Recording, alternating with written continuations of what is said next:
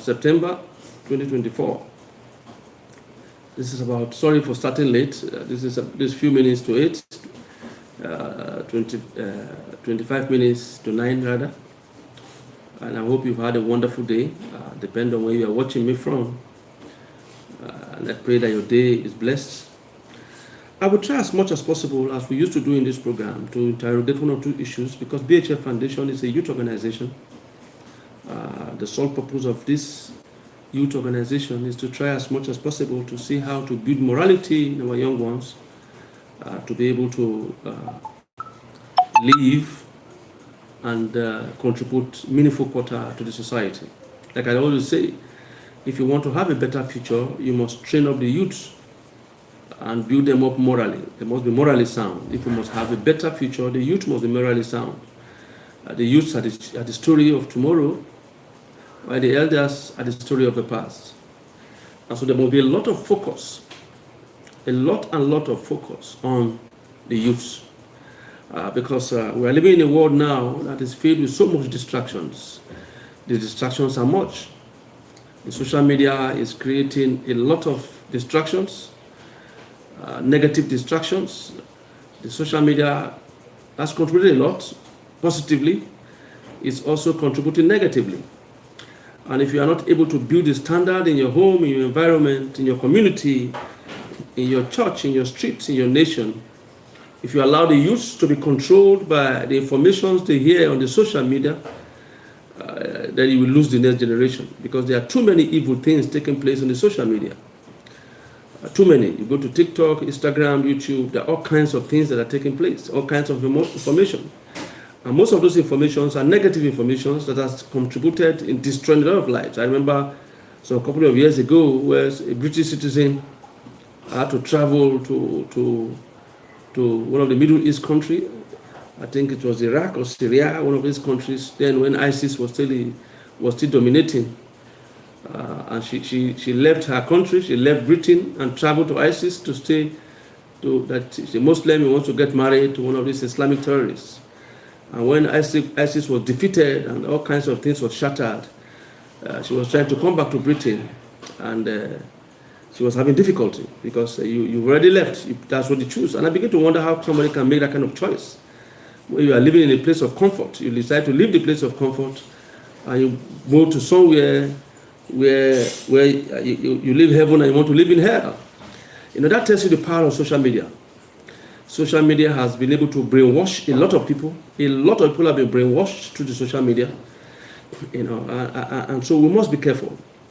Most of the informations they hear from social media are not correct. They are evil informations. I can say over 70% of what you see in social media are not real. They are not real. They are fake. And they have deceived. They are manipulated. They have deceived people. They've caused a lot of harm to homes, to families, by the things they display on social media. I remember some time ago, a man came to see me. He has been calling my line and calling me. I said, okay, meet me in so and so place, because then I was going to bank that very day. And I told him to meet me in so and so bank if he's around. And he came to meet me around the bank premises we were discussing. And he told me then the challenges he was going through in his home. He was going through a lot of challenges. And he was telling me what he should do about it. Because one of the things the man was complaining then was that the wife was sleeping around. The wife have a lot of boyfriends sleeping around. It has been war in the house, all kinds of things that were taking place. And he was asking me what he should do, whether he should step out of the marriage, or he should do this, or should take some negative decisions. I was a little bit careful with the things I said in my reply.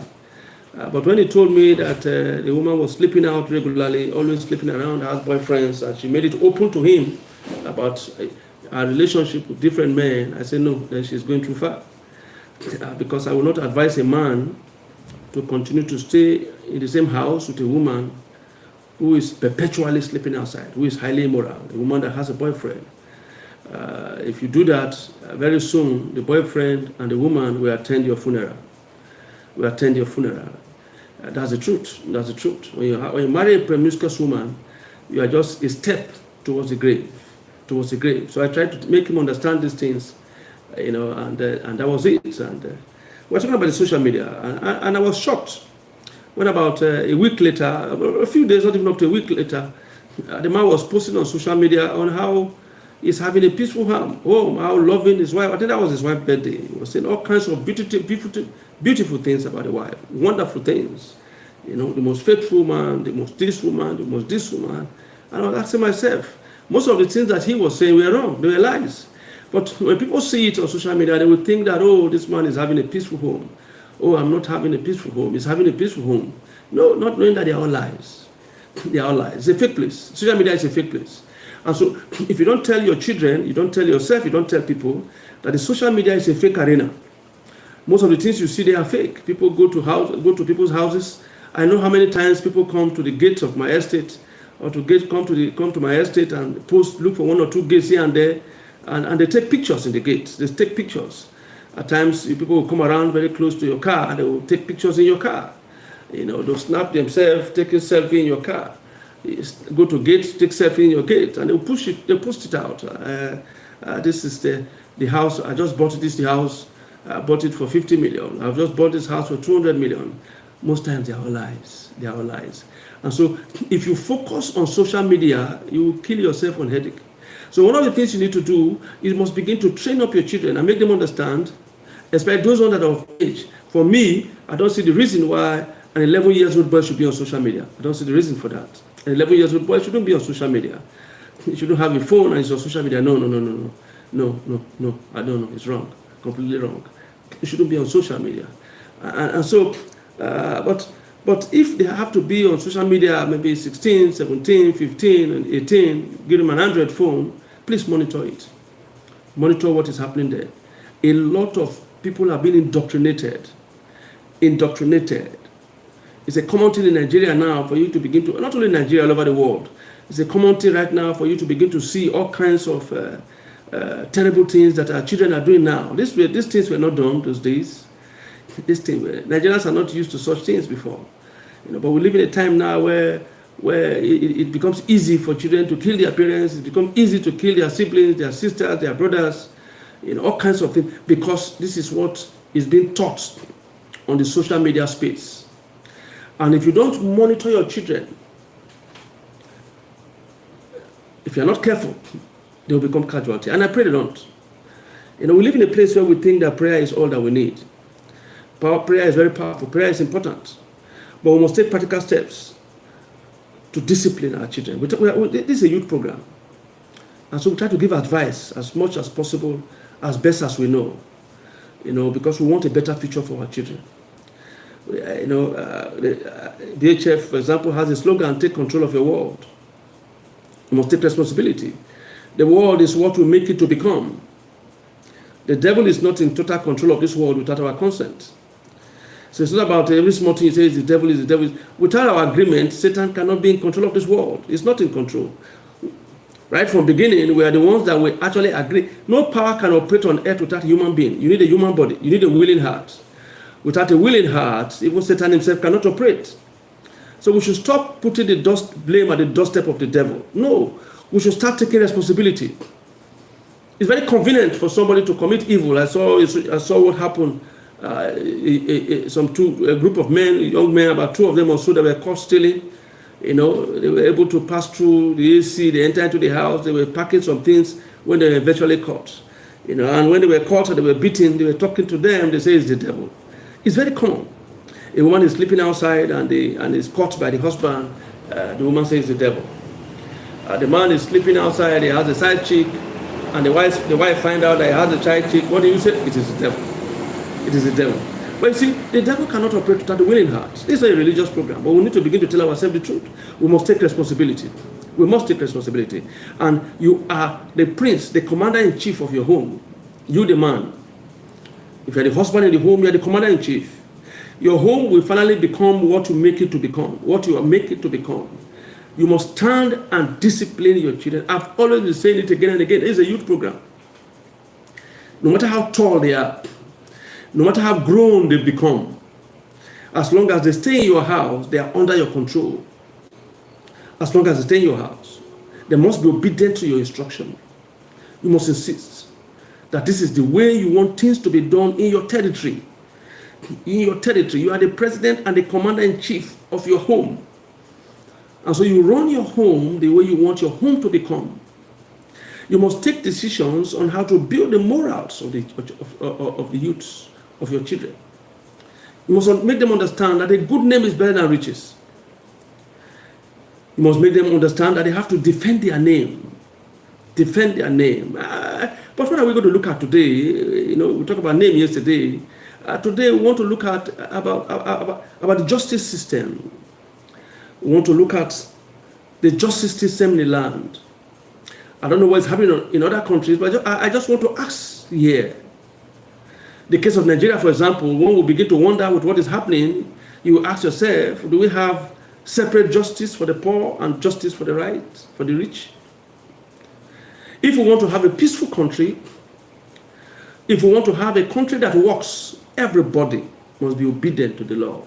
Some people are above the law. That is the country we are living in. We are living in a country where some people are above the law, especially the rich. And there's this mindset now among the young population, because of what is happening among the young population, the growing population. There's this mindset now that even if you want to steal money, steal more than enough. Steal the ones you can give to security agents, steal enough so you can have some to settle security agents, you can have some to settle the judiciary. So don't steal anyhow. If you want to steal, steal much. So that's the mindset. Even those who want to enter government, they have mindset. If you must defraud, if you're involved in fraud, you loot government treasury. Make sure you loot more than enough so that you can have some to settle security agent, some to settle the judiciary. No, we shouldn't live in that kind of society. We should live in a society where justice is done. Not only sin to be done, must be done. If we want this country to be better, if we don't want to live in a banana republic, if we don't want to live in an animal kingdom, there must be justice for all. Everybody, nobody should be above the law. Nobody. No matter how rich you are, no matter how famous you are, we must stamp our foot to the ground. The judiciary has a lot to play for us to have a sane country. If we must have a sane country, the judiciary has a lot to do to make sure that justice is done, that people are paid for crime they committed, that nobody should be above the law, nobody should be exonerated. No, people should pay for crime. If you don't want to serve the time, then don't do the crime. Once we have that in place, that you will always be punished for breaking the law, that nobody is above the law. And once we are strong in that belief in this country, then we are sending a strong message to the next generation. Because what people are saying right now is a situation where people just do what they like, because they seem to be above the law. That the law is meant for some people. I remember a young guy that spent about 6 months in the prison. He had some issues and he was arrested. He spent about 6 months in the prison before he came out. And the person, after he came out, they wanted us to rehabilitate him in the Youth Foundation. And we started taking him in, rehabilitating him, and giving him, training him here and there. It taught us a lot of things because he spent 6 months there. Say if you get to the prison, you see some people that there's a young man there. I'm not sure it's up to maybe. He's now up to 18, maybe 17, 16, 17, 18. According to him, his offense was that he stole crate of egg. And he has been on a waiting trial for stealing crate of egg for 5 years. A waiting trial. When he told me, I was shocked. But we live in a country where people steal billions and get away with it. Get away with it. Because the judicial system must be reformed. We have to reform the judicial system so that people are punished for their crime. If we have to set up a special court to try corruption, we should do it. It is destroying our nation. And in case the leaders don't know, if this thing is not sorted out now, the next generation will be worse. The young ones now, they believe they can get away with crime. That is why crime is increasing. And you see young men now talking about if they get there, they will sell Nigeria. If they get there, they will sell this. Can you imagine what the young ones are saying? Because to them now, once you have enough money, you can commit any offense and come out of it. Please, let's build a nation. The America and Europe that people are running to today, they were built by Americans. I keep saying it. Why don't we build a nation? Why don't we put a strong establishment down? Why don't we send the right signal that we get to the bottom? Imagine the last regime, the last government, for example, the terrible things that happened in the last regime. There are all kinds of things, fraudulent activities that were taking place. It was in the last regime that even the killer headers were boasting of killing people. And remember when they killed about 70 people in a Benue state. What did the leader say? Live in peace with your neighbor. So nobody is punished. People now do what they like. I know the number of people that the headers killed during the 8 years of Buhari regime. It was free for all killing because they know they will get away with it. And at the end of the day, what happened? Even those that were caught, they said, okay, let's rehabilitate them. Let's rehabilitate them. Let's take them back. So they took them back. The ones that were arrested and the rest, they rehabilitated them. They sewed uniform for them. They gave them white. They put on white. And they said they have been rehabilitated. Only to find out that most of these people, after they spent months, they were paying them. They still went back to terrorism because it's an ideology. It is. There's no sincerity of heart in what we are doing. There is no sincerity of heart. And so the insecurity was not tackled in the last regime. It was handled with kid gloves. People were given, even the justice system, they were giving excuses for them. They were just killing and killing and killing, and they were giving excuses. Imagine what was happening then. All kind of excuses. They were giving reasons why they killed. No, there should be no reason why anybody should be killed. There should be a strong signal. If you are killed, it's either you are killed back or life imprisonment. There should be no signal. There should be no. How do I put it now? There should be no leniency. Don't give excuse for killers. Killers in any form, whether religious killers or not. Don't give excuse for them. It's wrong. Look at the girl that was killed in Sokoto. You kill somebody and burn her. Have anybody been arrested? Has anybody been judged? Have anybody been convicted? Nobody has been convicted. That's the country we are living in. They get away with murder. And what do they give? Oh, he blasphemed. So what anybody can do now is to just kill. And the next thing you say, when you kill somebody, you say he blasphemed. That's why I killed him. I don't want this kind of society is that. So if those that go to church kill, and they say he blasphemed against Jesus Christ, that's why they killed. You say, okay, go. Why did they blaspheme? That's why he killed. Then the ones that go to mosque, you say, he blasphemed against Muhammad. That is why they killed. What kind of society are we going to have? Look at the lady that was preaching in the early days of the Buhari regime, and the lady was killed with a megaphone. Nobody has been sentenced. Nobody has been punished. We are living in a country of impunity. And that's why lawlessness is increasing by the day. One of the things we are trying to tell the youths is that you can get away with crime. As long as you have the contact, you have the connection with government, you can get away with crime. That is a dangerous signal. I remember I was having a program some time ago at the University of Lagos. It was an anti-court program trying to speak against secret court and the rest in the University of Lagos. And I remember a young man came to see me then. That young man then used to be the president of the School of Humanity, the association. While we were on the program, he just came to see me. About 5, 6 of them came, but it was the one that was outspoken. And I was trying to make them understand that when we were talking, I tried to make them understand that violence is not the best way to settle issue. Because we are not living in an animal kingdom. We are living in the human realm, where we are supposed to use our brain. Like somebody once said, say God gave us brain so that he can rest. So issues can be settled without necessarily using violence. I tried to talk to the student then at Lagos State University. He listened patiently to me, and after I've talked for about 30 minutes to 1 hour, the young man said, sir, that is not correct.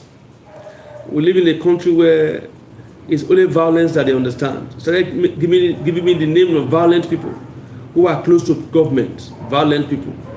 That the government is interested in only those who are violent. I said, no, you are wrong. You are wrong. So the actions we take as leaders the action that we take as leaders. We either build our future or destroy it. And I would bet, and it's unfortunate, I would say, that what is happening among our leadership in this country is not giving hope to the younger ones. I said it before, that impunity, all kinds of impunity, it's not giving hope. What we are telling them that somebody can be above the law. And we are talking about the judicial system must be reformed.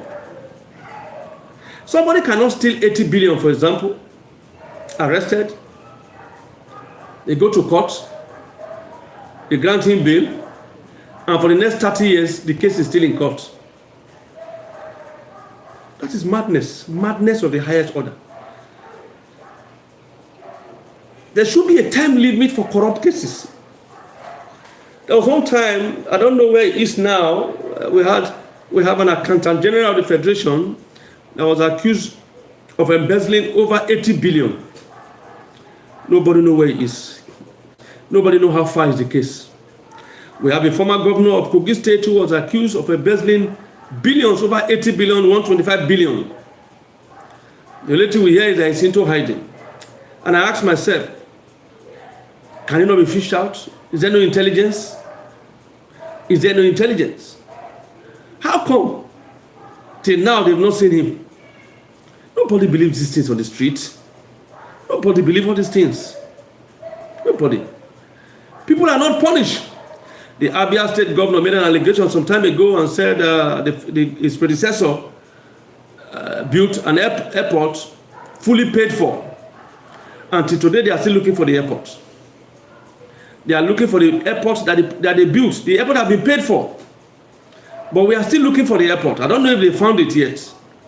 The airport that was built in Abia State, paid for in full by the former governor, they are still looking for that airport so that they can be able to dedicate the airport. I don't know if they've seen it. That's the last time we heard of it. This is Nigeria. That's why people do anything. The young ones do anything, and the first thing they tell you is that this is Nigeria. We can't build a country like this. People should be punished for crime. The judicial system should be reinforced. Look, the judicial system should be reformed. The judicial system should be reformed. People should be punished for crime. The rich are getting away with criminal activities. The impunity among the ruling class is getting too much. The impunity among the ruling class is getting too much. That is why we keep having this fraud, unended fraud. People are not stealing millions anymore. People are stealing billions, are getting away with it. Because at the end of the day, they know they will get away with it. They know. They know they will only take them to court. It's just a media trial. They will grant them bail, and that's the end of the matter. And so we keep having unending court cases of corruption. And meanwhile, corruption is destroying the country. Nigerian citizens are suffering today because of the money that the leaders have stolen. Over 90% of the citizens are suffering because of the money that less than 10% stole. Imagine the money that was wasted in the last government. Nigerians are suffering for it.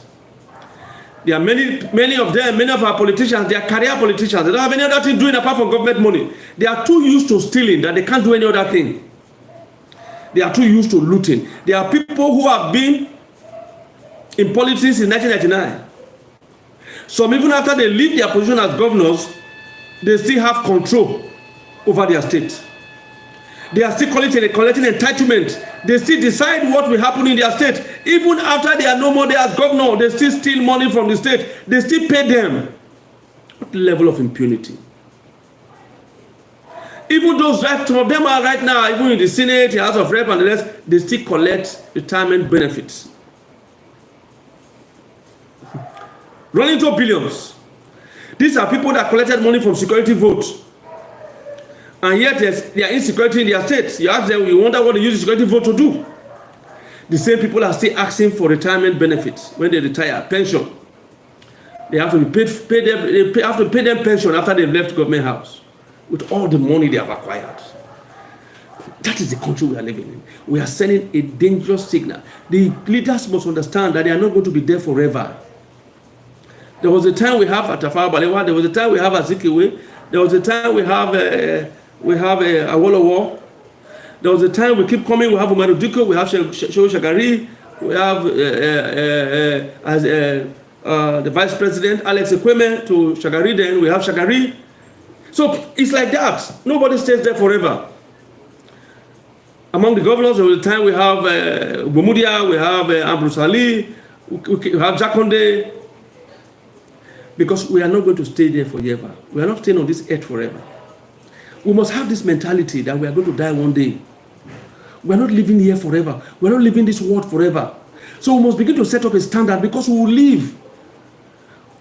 What legacy are you setting behind? America is what it is today now because people were able to build a structure. They have a structure that still make it to be worse. No matter how the kind of leaders you have, because they have a very strong structure, some excesses of men can be tamed. It's a common knowledge, especially in government, and it's a reality that power corrupts, and absolute power corrupts, absolutely. But there are structures that are put in place that makes it impossible for somebody to be completely above the law in a place like US.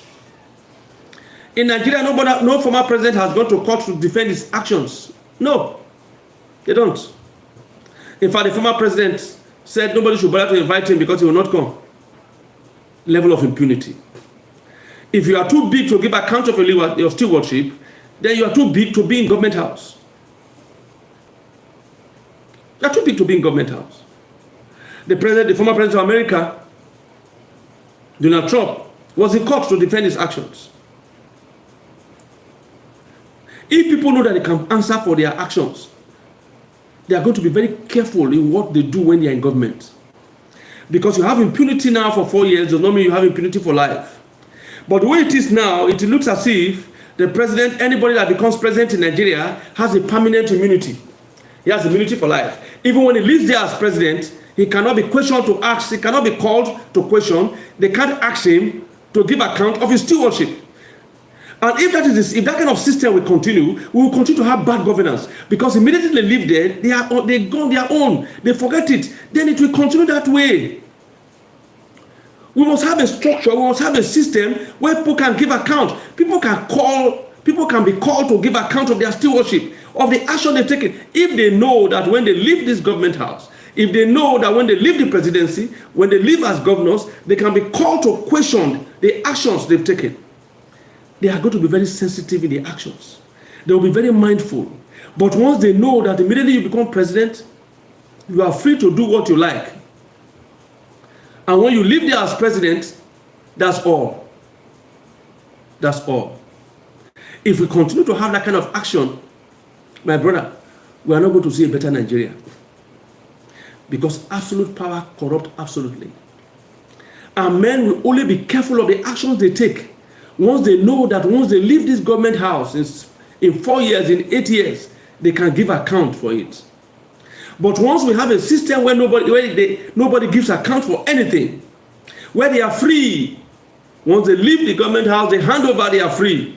No matter what they stole, no matter the atrocities they commit, they are free. Then there's a tendency that they will continue to do that which is wrong. And that is what we are experiencing in Nigeria today. That's why we are having this massive, unprecedented failure of leadership. Nobody can be called to account. Now, if they call people to account, the former president will have been called to account to ask what the money they borrowed, what did they use it to? Did you set up a panel of inquiry to investigate and find out what they used the money to do? The billions and billions and billions which they borrowed. The oil that was mortgaged, what did they use it to do? As long as people are free to do what they like and they will not ask them questions, we will continue to have bad leadership in our country. I'm telling you, because absolute power corrupts absolutely. People must be accountable. They must be accountable. There are some of the things you see in some of the one-man church, for example, the Pentecostal churches, some of the things you see there, you don't see them in most Orthodox churches. You know, like the Catholic, the Baptist, the Anglican. The reason is because, the Foursquare, the reason is because there's no man that is the president for life. You know, man. No man. You might be the president of the union of the church. Maybe you can be the president or the chairman or president. I don't know what this is called for Foursquare, for example. I think it's timed. Whether it's 2 years, I don't know. You know that you will live there one day. And once you live there, some of the actions you take in can be investigated. But the case of the Pentecostals, it's not so. That's why a lot of Pentecostal pastors, a lot of them, a lot of Jews, are missing it. Because they are the Alpha and the Omega. They are the president for life in the church. The president for life. So they can do what they like. There's so much impunity. Even if you look at the Bible, right from the time when, even during the churches that were established immediately after Jesus rose from the grave, when you look at those churches, the leaders of the churches then, you don't have one man that is the Alpha and the Omega. No. People's actions were questioned. When Peter went to the house of the Gentiles, they gathered together and they were angry and they questioned him. What were you doing in the house of Cornelius? Peter had to explain his actions. How many general overseers can explain their actions today? Because anything they do, they say it is law. He said it is the Lord that told them. Now you are not there. Whether God told them or not, how will you know? Because you are not there. That's why you have all kinds of Penterascals that is taking place. The rascality you are seeing today in the Pentecostal system is because everything hung up on one man. One man church. It didn't start today. That's why even my late father, few years after he died, after over 50 years in the Pentecostal movement, about 10 years or so after he died, he pulled out and started going to ECWA. Because it's like that. Some of the things that is taking place in the presidency is also taking place in some of the religious centers where one man is in control. A one-man church is the Alpha and the Omega. Every day he comes to tell you what the Lord told him. And whether it is correct or not, you don't know. You don't know. I mean, we saw what happened of recent when we had a man in Delta State in Warri precisely, who was selling items, selling soap, selling mirrors, selling this, selling that. Now, if you probe further and you ask him, he will tell you it is God that told him. This is what happened in a one-man church. Rascality. Rascality. When people begin to buy soap, buy water, buy holy water, buy sponge, buy biscuit, buy granite. No. There must be accountability. If you don't set up accountability, there's going to be a problem. And the case of Nigeria, for example, while we are having this issue in Nigeria today, is because there is no accountability. There is no accountability. There's none. But the way those who started the democratic system of government, what they had in mind is that they will have a strong legislature, a strong judiciary to monitor what the executive is doing. But the case of Nigeria is not so. In Nigeria, the legislature has been conquered. And right now, the judiciary is now in the process of being conquered. The former Senate president, before this one now, he made it very clear that anything the president brings to him is the father of the nation, and anything they send to his table, he will sign. He will approve. That's how you approve Nigeria into destruction. And funny enough, the same man is in the Senate. No, in Nigeria, nobody resigned. No matter how terrible they serve, nobody resigned. They find a way to go back so that they can continue to collect money. That's the problem. And now we have another one again that seems to be touring towards the same direction. That anything the executive says is final. And when you have a legislature that cannot interrogate the actions of the executive, dictatorship have taken over. The best way to describe religious dictatorship is a system where the legislature cannot checkmate the executive. You have lost it. You have lost it. When you have that kind of system, you don't have democracy anymore. When you have a yes sir legislature, and you have an executive, and you have a judiciary where people can be going to shop for injunction every night. This high court will say this, The state court, state high court will say this, federal high court will say this. We have conflicting judgments from different judges. Then you know that there's a problem. Conflicting judgment. Conflicting judgment. I guess the only thing that seems reasonable that the former president Buhari did was try to arrest some judges so he can put some things in order. Probably it is what he knew. Other than we're all shouting, but probably the man has seen some things. That's why carried out that action. But we've seen what is going on right now in the judiciary. Without a strong judiciary, we are going to be living in a banana republic. Without a strong judiciary, we'll be living in an animal kingdom. We must have a judiciary that can be able to protect this country from falling apart. Where justice must be done. Where justice must be done. Where people must be punished for whatever they've done. Where actions must be queried. Where people must give account for their actions. They must give account for their actions. Where people will not be getting away with it. Because today we are focusing a lot on the judiciary. If we are going to have a sound democracy, the judiciary and the executive, the judiciary and the legislature must be sound. You cannot have a sound democracy when the legislature and the judiciary are houseboys to the executive. That is civilian dictatorship. And it will not be good for Nigeria. Like I said, we are only a transit. It is what we set down that our children will follow. I want our leaders to remember that. They will not be in power forever. Once you are in power, make sure you do the right thing. Because we are setting up a standard that we expect our children to follow. And if that standard is defeated, then this country is grounded. We must set up a standard for our children to follow. Justice must be dispelled out. People must be punished for what they do wrong.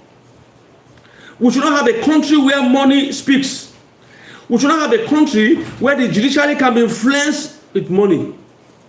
And for our judges, please, they should display justice. They should remember they are not staying in this world forever. They should always do what is right. They should stay above board. They are standing in the place of God. The justices are deputizing. They are God's deputy on earth.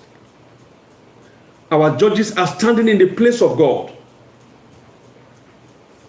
We know very well at the end of the day, when we all die and we will face God's judgment. And we want to ask our judges, if they continue to live like this, especially for those who are taking bribe and giving conflicting judgment, when they die, what will happen? When they die, do they think that they can be able to influence the judgment in heaven? No, they can't. You should be seen to be doing what is right for the sake of your children. Because for every unjust judgment that you've given, you have laid up a cost for your family. For every wrong decision, each time you set the offender free and punish the one that was offended, you have sown a dangerous seed. Always remember that as judges, because you are standing in the place of God. Remember, one day your children will also be in a place where they will need justice. If you continue to give injustice, if you continue to collect money to give wrong judgment, remember you have children, you have offspring. You are setting up a dangerous structure. Your children will build on. And it will have effect on their life and in their family. Because the world we are living in now, it is what you sow that you reap, not what you pray. It is not what you pray that you reap. You reap what you sow. You cannot sow mango and use prayer to change it to orange. You cannot sow guava and use prayer to change it to pineapple. It is what a man soweth that he will reap. And so if you are a judge and you keep giving wrong judgment, you are sowing up a wrong seed. Be very careful, because your children will reap it. Your children will reap it. Justice must be given. It doesn't matter who they are. It doesn't matter their position in their society. The former president of America, Donald Trump, was in court. Aro Kelly is serving a prison sentence. Nobody should be above the law. If we don't want to live in the animal republic, if we don't want to live in an animal nation, nobody should be above the law. People should be punished.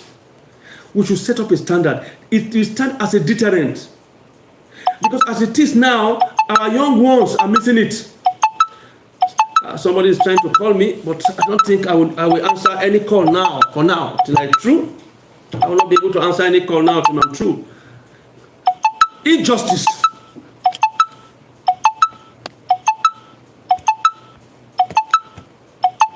Okay, somebody is trying to call. I think he's trying to ask one or two questions here and there.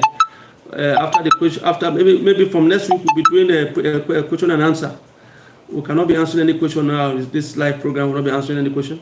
But if anyone has any question to ask, I think the best thing to do, if you have any question at all, please try and write it out. I can be able to answer the question as it is written out. Because while I'm talking now, I will not be able to answer the questions. Please, sorry, I tried to cut it off, but it was a little bit difficult to cut off. I'm very sorry for that, and also for breaking what our thoughts were discussing before that call tried to come in. And we are not going to answer any question now. But let me just let a little bit on some of the thoughts people are trying to find out. Some people are trying to find out if the immunity on the president and the governors should go on, or they should remove the immunity. Well, my own opinion is that the immunity should still be there. But after their tenure, they should answer for their actions. Because as president, as governor, if they don't have the immunity, those that wrote the constitution, they know precisely what they are doing. If they don't have that immunity, there will be a lot of distraction in leadership, in governance. You know, imagine a governor, for example, over 1,000 people, for example, he has a 1,000 case. He'll be going to court every day. There will be no time for governance. There will be no time for governance. So to me, the immunity should still be there. But immediately after they have served their tenure, when they are no more in office, then they have enough time to answer for whatever crime they've committed. Once that one is done, then we have some level of peace. For example, from 1999 to now, if we have up to like 20 or 30 governors in prison for embezzlement, we have some ministers in prison for embezzlement, where people are punished for embezzlement. My brother, you will not have the corruption you're having. You don't have this kind of thing, this kind of corruption in China. No, you don't have it. In China, no, you don't. You can't. Even if you steal money in China, in the dream. If you steal money in the dream in China, when you wake up from your sleep, you will pray against it. You will know it's an attack of the devil. Why? Because you'll be punished. You'll be punished. It's only in Nigeria where people loot, the governors and the rest loot the treasury, and they just go to court and just dance, and that's the end of the matter. You don't hear of it again. Nothing happened until the next stealing. And then most times the stealing you always hear about is the billions, in 100 billion, 80 billion. That's what, I mean, the EFCC chairman said it once, that when he looked at the file and he saw the amount of money that has been stolen in Nigeria, he still wondering how Nigeria is still existing, because they've stolen and stolen and stolen. But the question we are asking, when will the Messiah come? When will the Messiah come? I was thinking that President Tinubu right now, since nobody financed his campaign, brought himself in with his own money. He didn't borrow money for campaign and the rest. I was thinking he's in the right position to set up a standard, to put up a structure where the right thing should be done. People will be punished. You know, but so far, nothing like that. We've not seen anything like that. Nobody has been punished among the political class. You know, the only people that are punished are petty criminals, are the citizens. They are society where people can cut somebody's hand for stealing a goat, but the same people can steal billions and billions and get away with it. You know, that's the society. That's the kind of society we are living in. You know, they can jail somebody for stealing a phone of 100,000. You can go to prison for 15 years. You know, while somebody that stole 80 billion is a free man. He's in his house drinking tea and sugar, just drinking tea and having good time, marrying more wives. Even if he has a case in court, he will just be going there. He will be there forever. The case will be there forever. Maybe his children will inherit the case, because it will not come to any meaningful judgment.